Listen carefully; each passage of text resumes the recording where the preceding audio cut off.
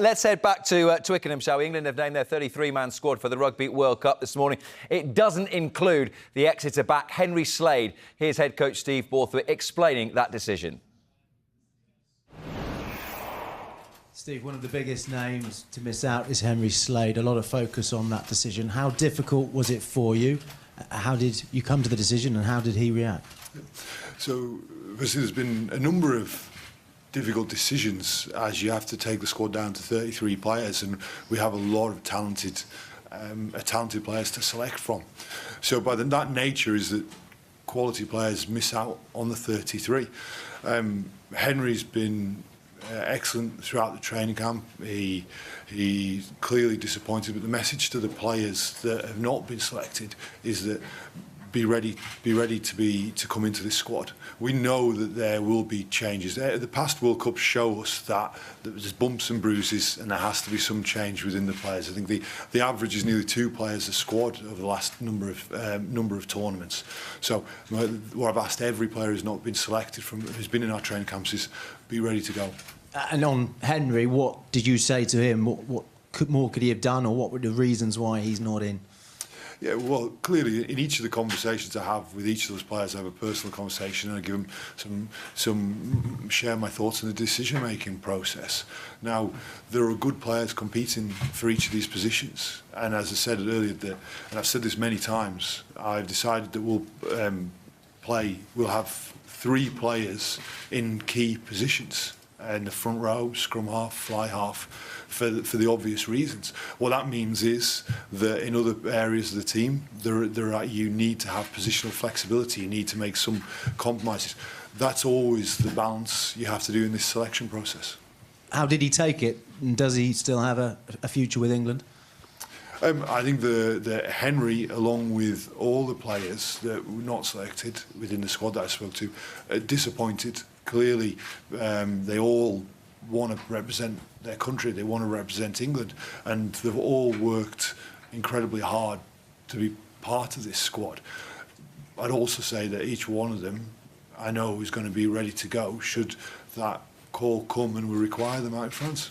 And at number 8, Billy Vunipola is your only specialist number 8. I know that there are other players who can play in that position. He's not played since April. Is that a risk? So Billy's been fantastic in this training camp. It's been an opportunity to work with him, watch him and see just how hard he has worked to come back from his injury. He looks in great shape. He looks as fit as I've ever seen him, and I think his experience will add to this squad.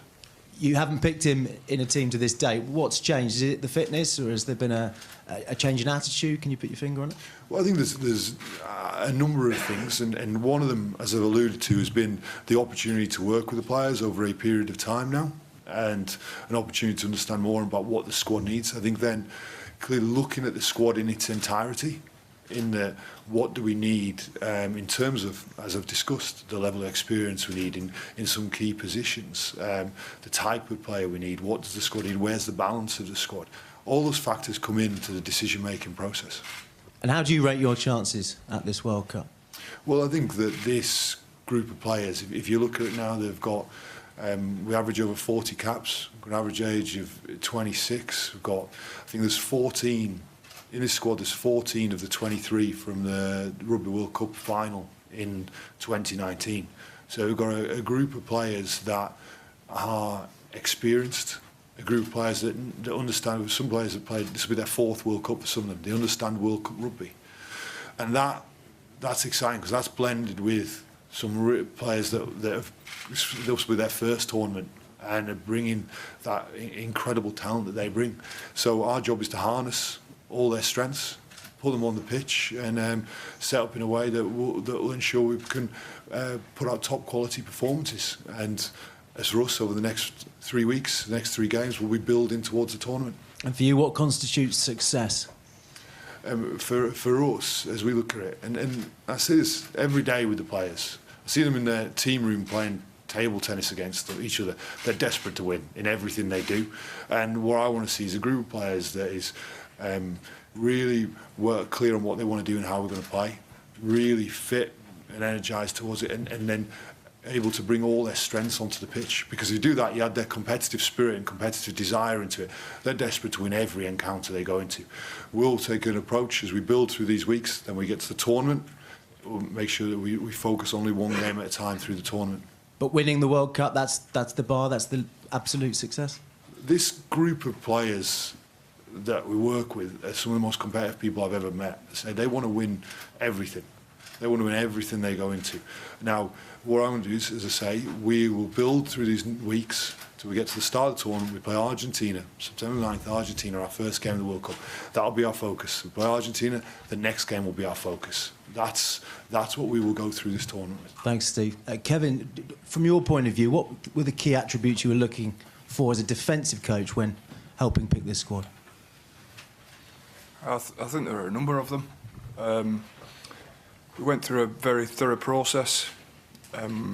Steve and I had the Six Nations and the experience of working throughout that period and learning a bit more about the players. And then certainly this last 8 weeks and through watching the Premiership and getting around and speaking to people and understanding players gives a real insight. I'm not keen to share with you our defensive philosophy, but what we'll say is, we are, like most defences, you're heavily reliant on your back row and your centres to provide much of the energy and hit, and we feel we've got a really good balance there.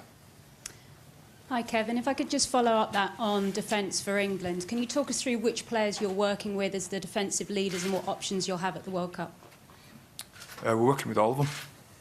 I know that sounds pretty broad, but when you put a squad together like this, they all have to bring some leadership qualities. You understand Owen is captain, Courtney and Ellis have done a wonderful job as second in charge, if you like. But right across the board, we're looking for leaders right throughout. So I mentioned the back row and the centres a moment ago. They're the positions we'll particularly be reliant on. But as you guys have probably seen, there's a number of other players within that squad who will provide that aggression and energy to defend like we can. Thank you. And Richard, Henry Arundel being in the squad, we've seen him as an impact player. How do you see his attack developing with how young he is? Are we going to see more of him on the field in this World Cup, or do you see him as that impact?